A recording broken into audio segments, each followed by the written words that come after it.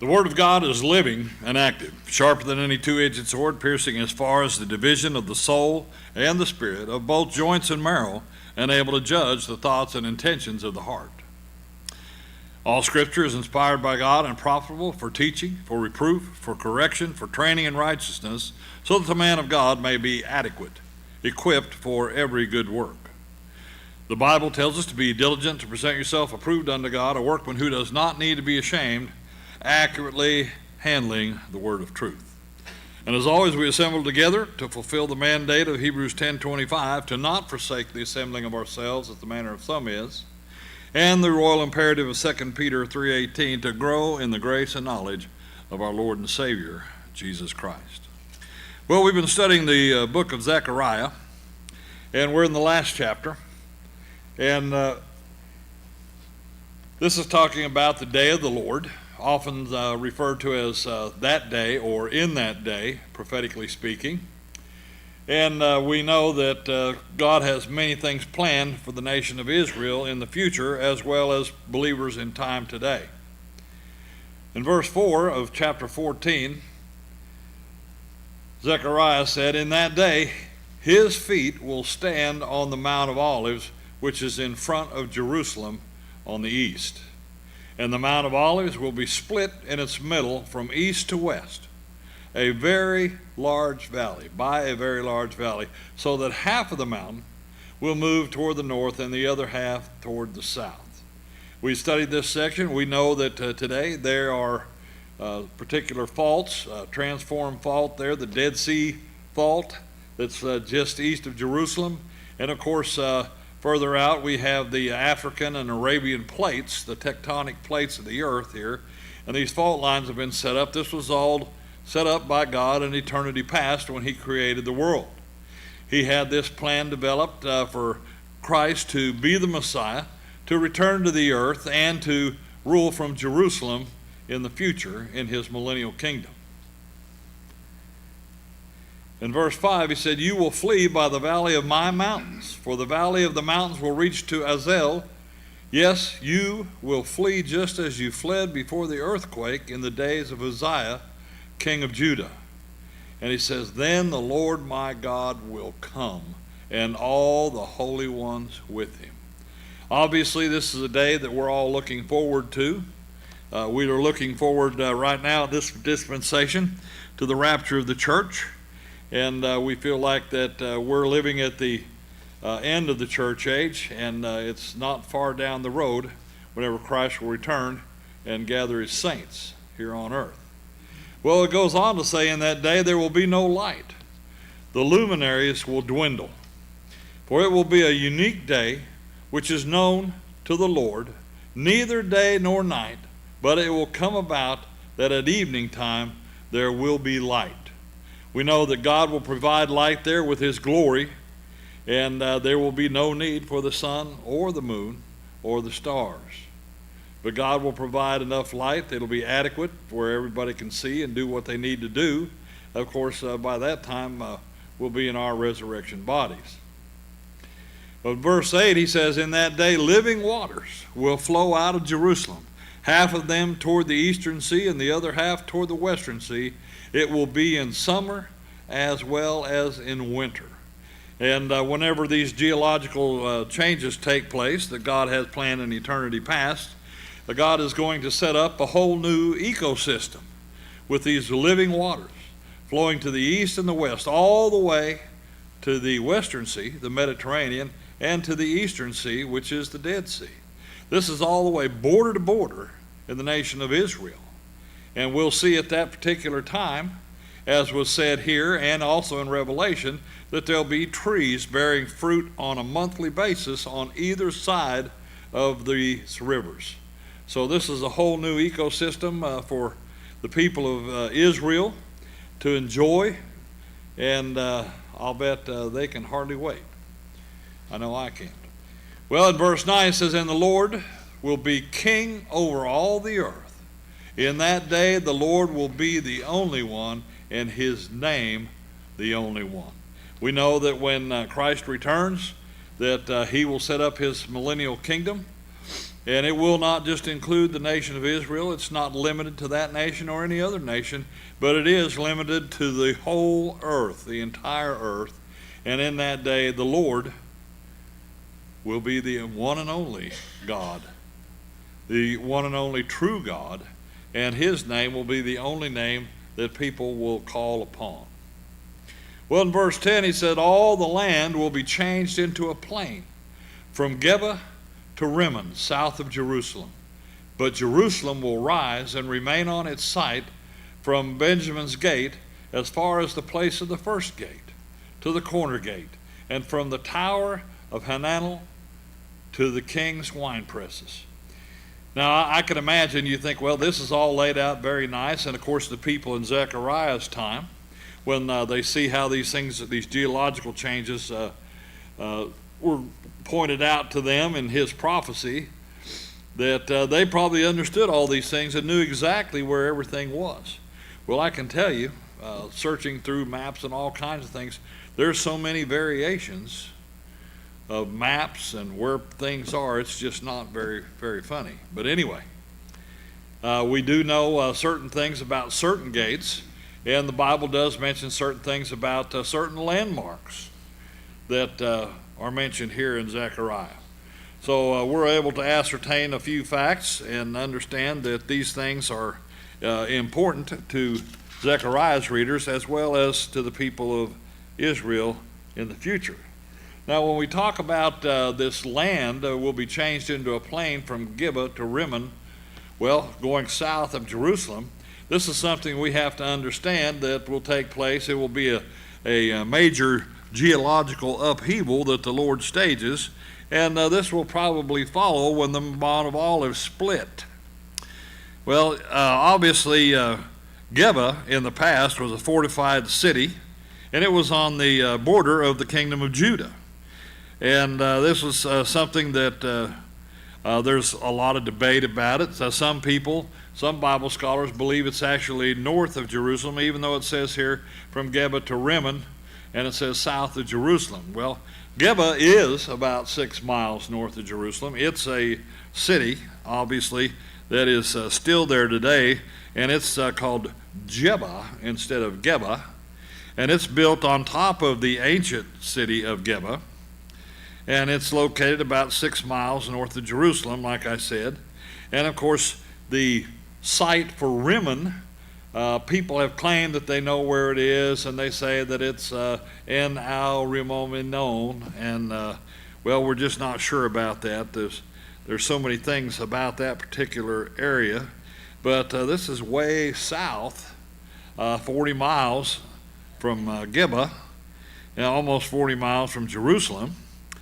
But Rimmon was located near the southern border of the kingdom of Judah, where the hill country merged into the Negev. Of course, the Negev is the desert area, an arid desert area. And we know that the Judean mountains occupy this entire area. So this is something that's, we'll see how it works out in the future, but we do know that this particular part of the area there where Rimmon is, that was something that was part of the kingdom of Judah, and there was a portion of it later on that was given to the tribe of Simeon. These were their allotments when they entered the promised land back in the day of Joshua. Although some Bible scholars believe Rimmon is just south of Jerusalem, it's often associated with cities of southern Judah and mentioned in Old Testament context with the city of Beersheba. And we know Beersheba is way down south, quite a ways. And Kadesh Barnea is the southernmost city in the area close to Rimmon. Well, the exact location, of course, is, like I said, it's unsure. But based on the information provided by these biblical accounts, we did come up with some things. I kind of messed up. I hope that you'll forgive me on that one map that we had. But I have added some things to this particular section. We know that this right here, this particular photo, if you will, is Geba, and it's on the hillside. and the ancient city is actually underneath all this. That's one of the things, for some reason or other, when you deal with most ancient civilizations in Israel, well, you know, they eventually build on top of the previous one. And as far as archaeological excavations in this area, well, mostly occupied by Palestinian Arabs. So they can't do anything without causing some kind of a fuss. But this is a 3D illustration of the land of Israel. And if you see where this blue line runs down through there, that's going from Geba to Rimmon. And it's right through the Judean mountains. And of course, when you think about the Judean mountains, you know, here's a drone camera view, an aerial view of the Judean mountains. Well, you know, they do have roads that go down through there, but there's no straight shot, if you will. Everybody's always looking for that straightest, shortest route, right? Well, when we think about these things, looking at another topographical map, we have Geba and Rimmon way down south, and of course you can see where Jerusalem is. And of course you can see some of the mountains that are mentioned in the Bible here, from Mount Carmel in the north all the way down to Mount Zion in the south. And of course Jerusalem, you have to always keep in mind, Jerusalem sits on a series of mountains. Mount Moriah, Mount Zion, all these mountains are in this particular area. And when we talk about the area that, of course, that we're dealing with, well, if we look at this area here, you can see the stars on this are Geba and Rimmon, and you can see Jerusalem, of course, is in there. This is the tribal layout of the maps back in the day, and it helps us to basically visualize where some of these things take place. But in between the 2 points of the stars up there, of course, it's about a 40-mile stretch.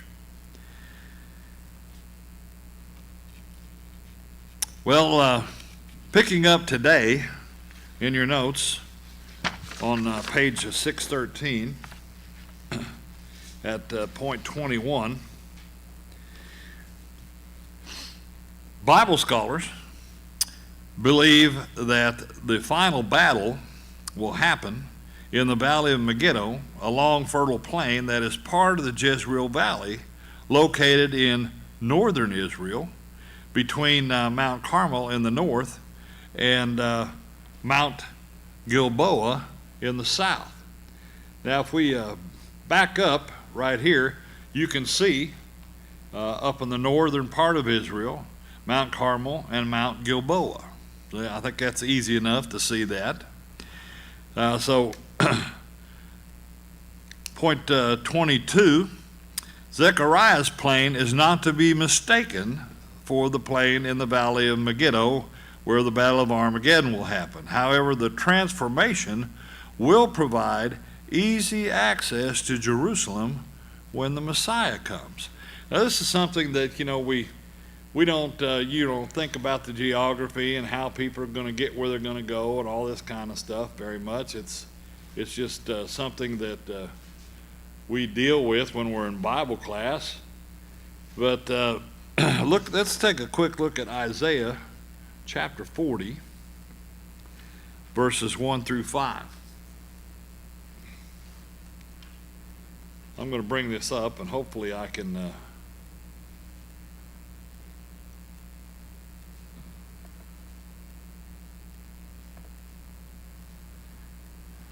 right. We're still not working right, are we? Okay, let's try this.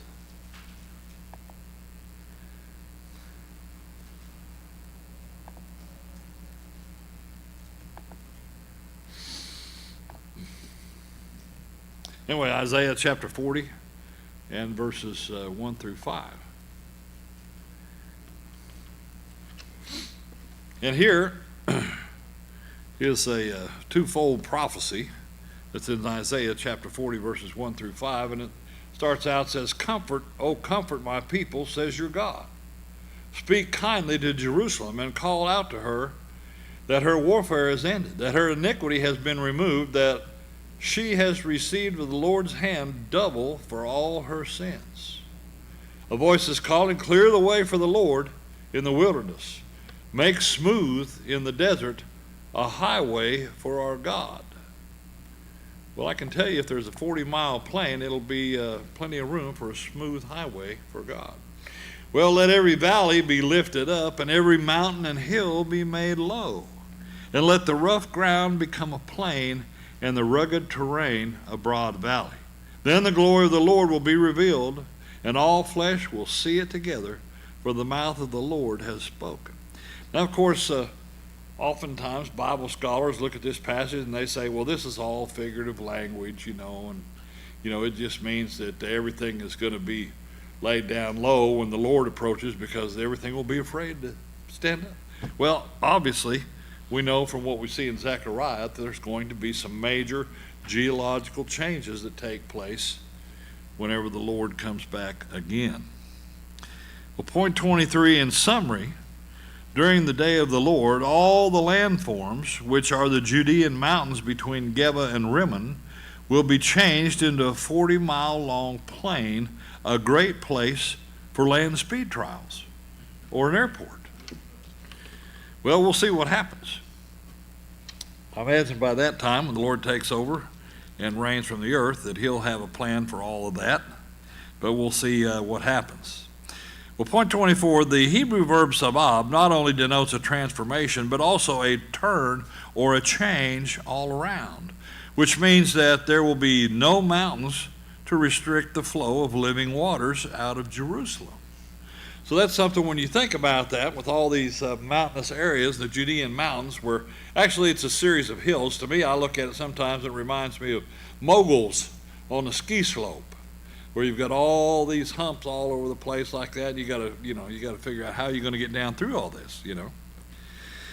Well, I've done that a couple times, and I decided I didn't want to do it anymore. But this is something that God has this plan. He's got it set in place, and we'll work all these things out. And we know from later chapters in Zechariah that certain things are going to take place.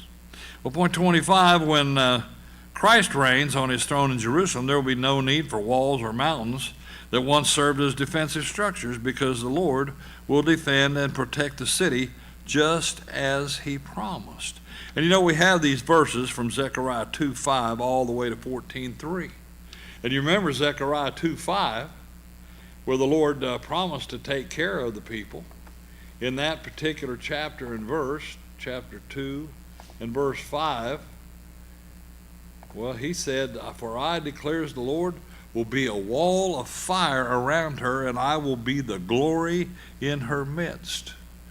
Well, when you think of this literally being a wall of fire around her, a defensive wall like that, who wants to walk into a wall of fire? Well, I don't know. I used to see these stuntmen on TV years ago, and one guy, I remember, he had a motorcycle, and he had this tunnel of fire, and he would ride his motorcycle down through the tunnel of fire. Well, there's a couple times that, he kind of got messed up and came out the side of the tunnel and, had some crazy stuff that went on, but he got burned, So this is something that when we associate fire, we, think about, getting burned. Oftentimes it's something that's not a pleasant situation, but God's going to be in a defensive posture for his people in the last days. Also, in Zechariah chapter 9 and verse 15, 9:15, you may remember that he said, the Lord of hosts, according to Zechariah, will defend them.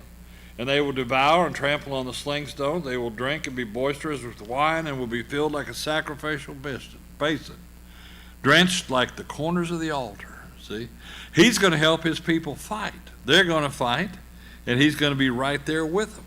Also in chapter 12, verses 2 through 4, chapter 12, verses 2 through 4, remember he said, behold, I'm going to make Jerusalem a cup that causes reeling to all the peoples around.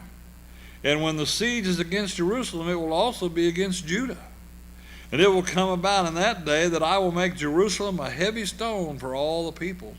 All who lift it will be severely injured, and all the nations of the earth will be gathered against it. He said, in that day, declares the Lord, I will strike every horse with bewilderment and his riders with madness, but I will watch over the house of Judah while I strike every horse of the peoples with blindness. Also verses 8 through 9, same chapter, verses 8 through 9, in that day the Lord will defend the inhabitants of Jerusalem. One who is feeble among them in that day will be like David, who was a great warrior. And the house of David will be like God, like the angel of the Lord before them. And in that day I will set about to destroy all the nations that come against Jerusalem. Well, this is something, God speaks these words, and of course, I'm sure throughout history past, the Jews were wondering if God was going to defend them. Probably especially during World War II. And it didn't work out like many of them thought it might. And of course, World War I and World War II were two times in history past that a lot of people thought that it was the end of the world. But obviously, it wasn't. Well, in 14:3 it says, then the Lord will go forth and fight against those nations as when he fights on a day of battle. Well, point 26, the southern part of this plain will provide unrestricted access to the city of Jerusalem so that the surviving nations can come to worship the king and also to celebrate the Feast of Booths every year. This is something, some people think about these feasts that the Jews had and their whole Levitical system and all this stuff. And as I told you here, I've known a guy that said, all that's an abomination to the Lord. But obviously, guess what? In the future, Feast of Booths is going to be celebrated. And of course, we see that in Zechariah 14:8 there. I'm sorry, that's not the right verse. 14:18 or 16. Yeah, it's 16. 14:16. Sorry about that. I got a fly on my glasses. No. Anyway. So it says, then it will come about that any who are left of all the nations that went against Jerusalem will go up from year to year to worship the King, the Lord of hosts, and to celebrate the Feast of Booths. So these people have easy access with this plain right there. That's one of the things, though. And of course, when you think about what's said in the entire verse here, you think, well, are they going to have to, helicopter these people up to Jerusalem from the plain? Because it says Jerusalem's going to rise. Well, what does that mean exactly? Well, point 27, although Jerusalem is clearly within the area that will be changed, Zechariah made a statement about the city. Werayama, Weyasheba, Ta-Keteha. Translated by the New American Standard as, but Jerusalem will rise and remain on its site. Well, how does that happen? Well, I guess, if we can get the GPS coordinates for Jerusalem right now and check it later on, we'll know. But obviously, it seems that things are going to happen, some more geological changes, if you will, but Jerusalem, of course, will be exalted in that day. Point 26, when all the mountains surrounding Jerusalem are transformed into a plain, the city itself will appear like it was lifted up from its original elevation. Point 29, the Hebrew verb ra'am only appears here in the Old Testament. It is not derived from the usual word to express upward action, kum, to rise. However, according to the Hebrew Aramaic lexicon of the Old Testament, it means to tower high above other things, to tower high. Well, this is something that we'll have to wait and see exactly what happens, as I said, but point 30, with all the geological changes that will be happening around Jerusalem, it could be physically pushed upward and rise, but remain in its place. However, some Bible scholars believe this is a figure or a theophany. Point 31, the words Jerusalem will rise could be a figurative expression for the exaltation of the city based on Micah's end-time prophetic passage about the mountain of the Lord. Let's look at Micah chapter 4, right after the book of Jonah. Micah chapter 4, verses 1 and 2.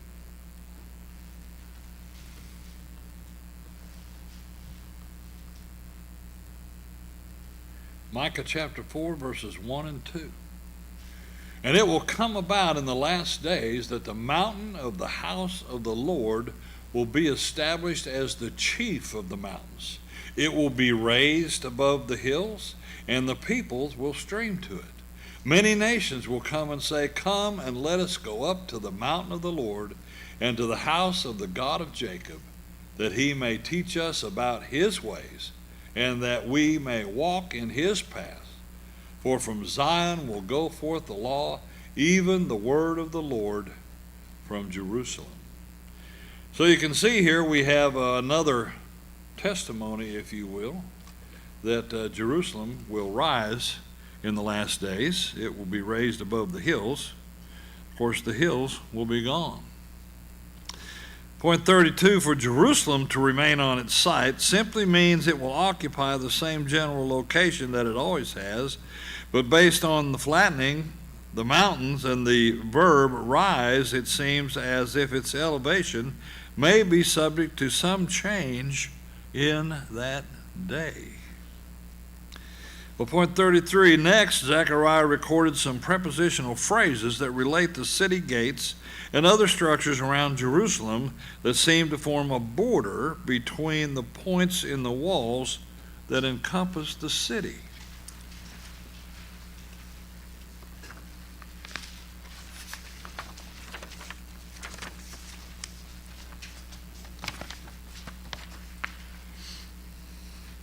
Point 34, the physical details Zechariah provided here tells more about the rise.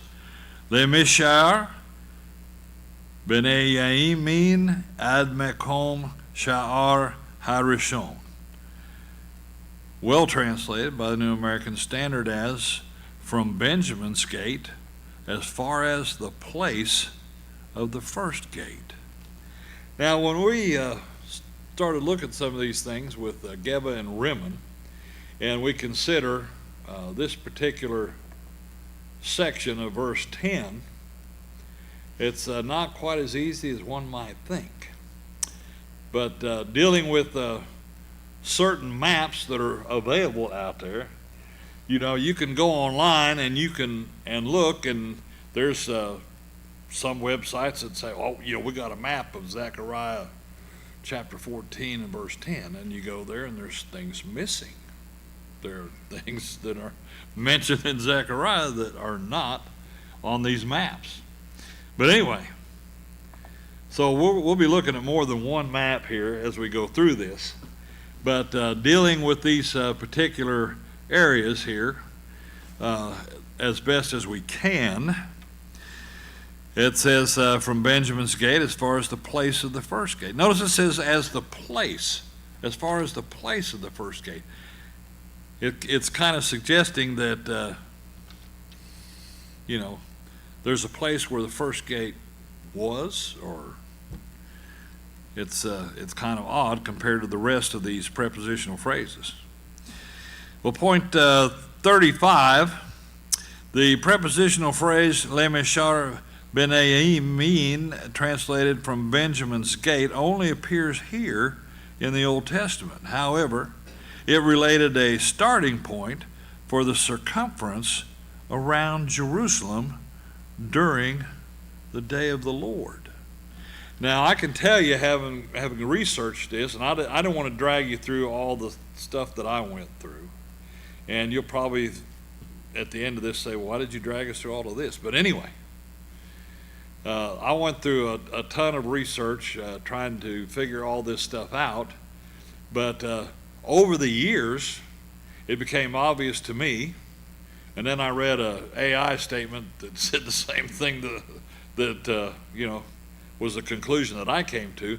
There's been so many destructive things that have happened to the walls, and there's been so many modifications that there's a lot of these things that nobody really knows for sure where they're at except what we see today. So We know that during the time of Herod, there was a large expansion on the Temple Mount. And he made everything bigger and better, supposedly, but God decided that he wasn't going to inhabit that temple. But obviously, what we have here in our section right here, I'm going to go ahead and pop this up where you can see this is allegedly the temple area. And you can see at the top there is the Benjamin Gate, and sometimes referred to as the People's Gate. And the Tower of Hananel is supposed to be right there. Of course, that's another thing. That particular tower, the only tower that you might see today in pictures of Jerusalem is the Tower of David. That's over there. Every picture, that if you take a picture of the Temple Mount, nearly every one will show the Tower of David. But the Tower of Hananel is nowhere to be found, you see. And some people say that whenever the Romans built the fortress Antonia, that they took away the Tower of Hananel, and there were so many objections about them doing anything with the Tower of David that they didn't touch it. So anyway, but also you can see that the Kidron Valley runs just east of the Temple Mount there. And of course, the Mount of Olives is not in the picture at that particular point. But you might also notice that out in front of the temple area right there, the Temple Mount, you see it says cemetery there by the Kidron Valley. Been a lot of things on this map that show certain stuff, but oftentimes when you see pictures from the east side of the Temple Mount, well, you'll see the Golden Gate, and you can see some headstones and different things right around there. But from the Golden Gate, even north of the Golden Gate and way south of the Golden Gate, that whole area is a cemetery. And around the Golden Gate area, they have a bunch of Muslim graves that have been purposely put there because the Muslims and the Jews both, they know what it is to be spiritually defiled. So if you touch a corpse or something like this, you have to go through a purification process. The Muslim process is nowhere near as strict as what the Hebrew process is, but we understand that the Hebrews back in the day were under the law, and the Muslims understood that these people would not ever enter through that gate with all those graves there, because there were so many of them. And I've got a picture or two coming up. But you can see here, we have this here where it says from Benjamin's Gate as far as the place of the first gate. Well, that's a good question then. Well, where is the first gate? Or where is the place of the first gate? Well, obviously, it's a question that we'll answer the best we can. And we have to also look at what Ha-Rishon actually means in the Hebrew. Well, point 36, the gate was also called the Gate of Benjamin by Jeremiah when he was accused of siding with the Chaldeans and abruptly arrested. Let's look at this particular passage, if I can get back to it.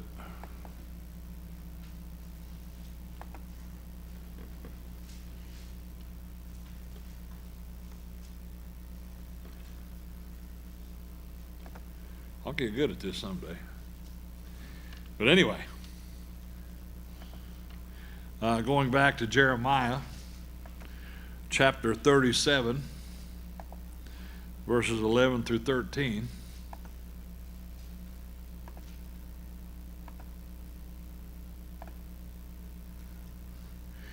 Now, of course, this is back in the day whenever Nebuchadnezzar, he laid a siege on Jerusalem.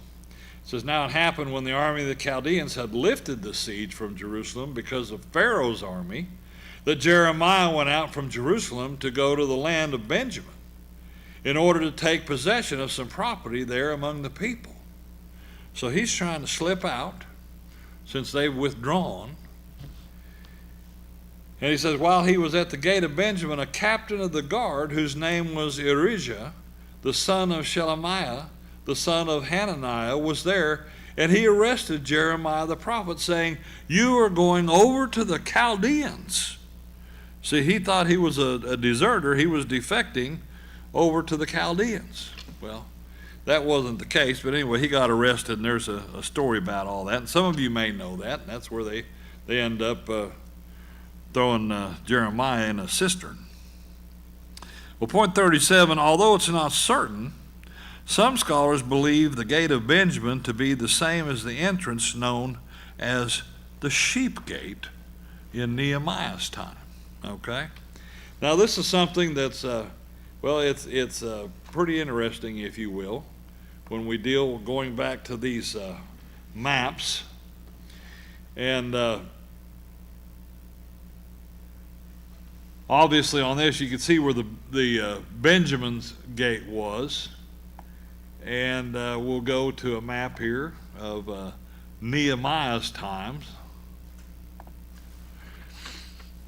We'll get you a little bit better picture of it. And this is something when you're dealing with this, like I said, it's difficult to say the least. But if you look there towards the top, you can see where it says where the Tower of the 100 was, and then where the Tower of Hananel was, and then just to the right you see the sheep gate. That's where people believed in Nehemiah's time. Some people did some extensive research here. BibleStudy.org people, and that's where I stole this map. And anyway, I didn't steal it. It was easily downloaded from the internet, but obviously you can see that there's certain gates that are around here. And when you deal with the gates that are around Jerusalem today, there ain't that many. There ain't that many.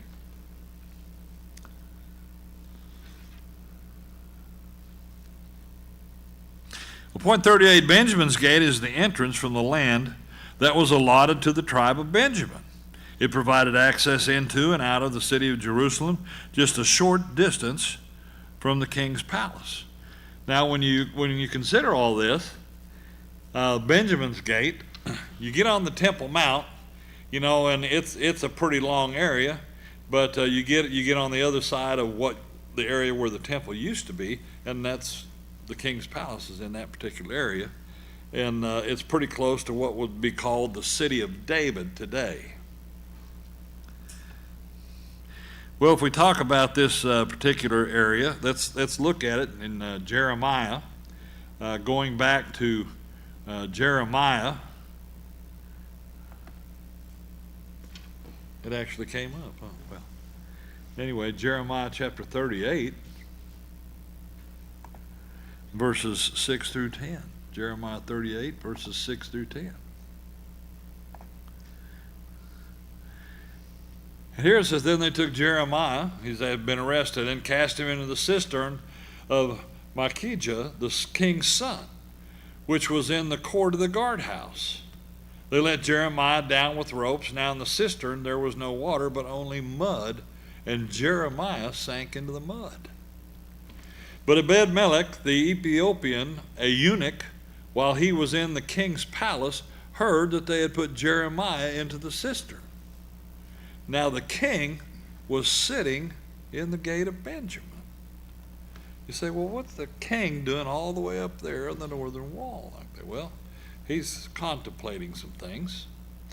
And Ebed-melech went out from the king's palace and spoke to the king, saying, and of course it goes on from there, my lord the king, these men have acted wickedly, and that all that they have done to Jeremiah the prophet, whom they have cast in the cistern, and he will die right where he is because of the famine, for there is no more bread in the city. Then the king commanded Ebed-melech and the Ethiopian, saying, take 30 men from here under your authority and bring up Jeremiah the prophet from the cistern before he dies. So the king obviously saved Jeremiah's life. But he found him sitting in the gate of Benjamin. So that's something, whenever you think about this, and you think, well, okay, why would the king be all the way up there? And of course it could have been that he was, he was just wandering around, thinking about things, and this was a place, oftentimes in the ancient world, men would congregate at the gates, and they would, shoot the breeze, so to speak, and talk things out, what have you. There was also things that took place at the gates of the city that was required for people to be at the gates of the city under the law. So it's something that he could have been there on some type of business. Well, some Bible scholars, point 39, believe Benjamin's gate is the gate of Ephraim, based on the record about Jehoash, king of Israel, when he attacked Jerusalem, took the silver and gold from the temple and the palace and some hostages. Yes, Joash, the king of Israel, this is the two divided kingdoms, and Joash comes against Judah and the king there, and we see this in 2 Kings 14. 2 Kings 14, verses 13 and 14.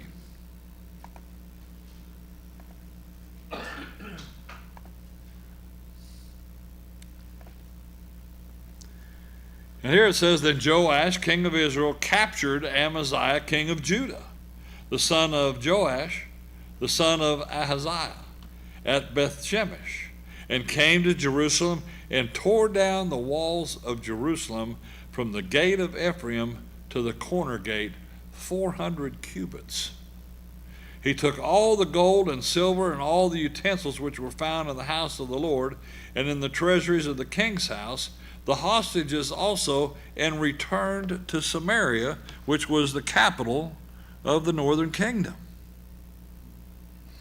Well, obviously, this is something here that is something worth taking note. He tore down the wall of Jerusalem from the gate of Ephraim to the corner gate. Well, quite a mess he created there. Well, point 40, note that King Joash broke down about a 600-foot section of the old city wall, of which the distance was stated as from the gate of Ephraim to the corner gate. Now, if we go back and look at the old map here of the city, and we'll blow it up a little bit.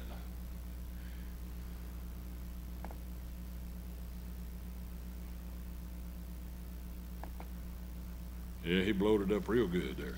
But anyway, if you look way up at the top there, you'll see there it's the corner gate. So, and you can see where the gate of Benjamin is.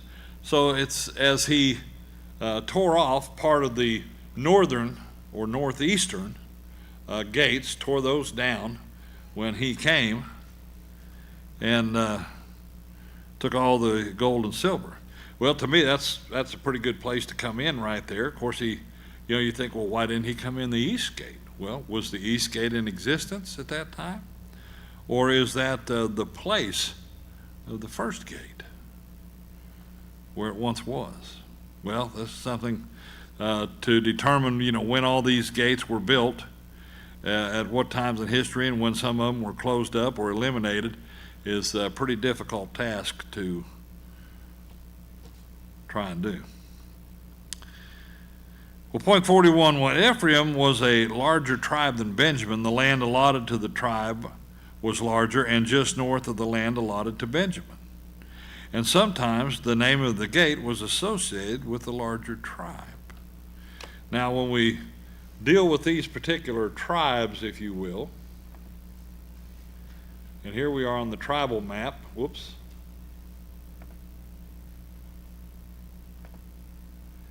And we'll get right in here to the middle of it, and you can see the tribe of Ephraim is right above the tribe of Benjamin. And it would be something that I think would be logical. If anybody was coming in Jerusalem, well, they would come in that gate, the sheep gate, which is also identified as the gate of Ephraim or the gate of Benjamin. So,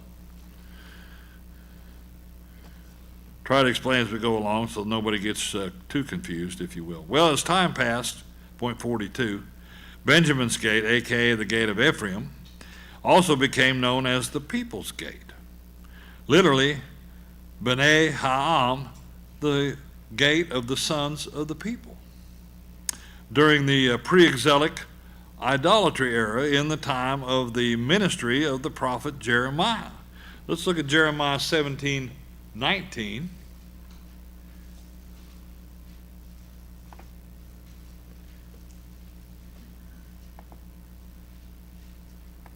Jeremiah chapter 17 and verse 19. And of course, this is that particular period in history where the people in Israel, they were all hung up in idolatry and all kinds of stuff, and they were getting warnings from Jeremiah, and that which they didn't hear. As God said that he told them time and time again, and they did not listen. Jeremiah 17 verse 19, it says, "Thus the Lord said to me, go and stand in the public gate, through which the kings of Judah come in and go out, as well as in all the gates of Jerusalem." Now it says here the public gate. This is a New American Standard translation. Other English translation says the People's Gate. Some of them, one of the literal translations I looked at said, go stand in the sons of the People's Gate, because they knew what the Hebrew said. But obviously, this is a gate where oftentimes you had rulers going in and out for whatever reason. I don't know for sure. But it was a gate evidently that people conducted business at too. Well, point 43, over 70 years after Zechariah's ministry, when Nehemiah and a remnant of the people went to Jerusalem to rebuild the walls, Benjamin's gate was referred to as the Gate of Ephraim when the Jews celebrated the Feast of Booths. We find that in Nehemiah chapter 8 and verse 16. Now, Nehemiah is right after Ezra. Nehemiah chapter 8 and verse 16.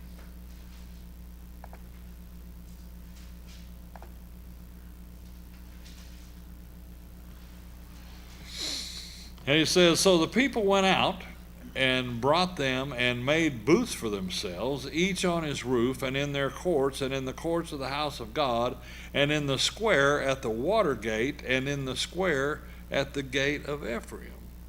Now, this is something that I learned on this whenever we were talking about these gates. These gates, evidently, it says there was a square, and in the square at either gate, there was an area there where it allowed people to congregate. People could still pass through. So obviously, these people came there. They came through there whenever they were celebrating the Feast of Booths. And I refer to Benjamin's gate as the Gate of Ephraim. And going back here to this particular slide, you can see,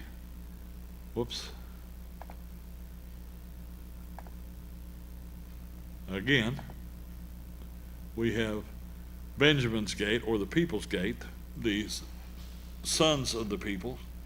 And then, of course, up north you can see the corner gate, plus the alleged location of the Tower of Hananel.